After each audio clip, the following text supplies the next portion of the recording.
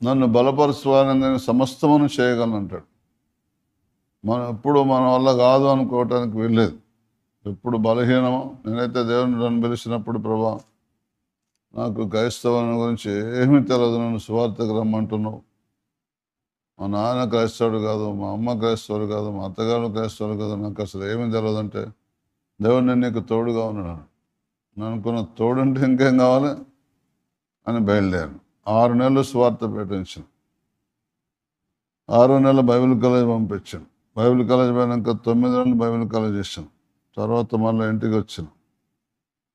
అప్పుడు నేను పోయేటప్పుడు బలహీనుడిగా పోయినా దేవునిలో, లోకంలో. కానీ తిరిగి బైబిల్ కాలేజ్ వచ్చేటప్పుడు నేను ఎప్పుడు బలహీనుడను అప్పుడే బలవంతుడను. కనుక క్రీస్తు నిమిత్తం నాకు కలిగిన బలహీనతలోను, నిందలలోను ఎన్నో నిందలు వచ్చినాయి.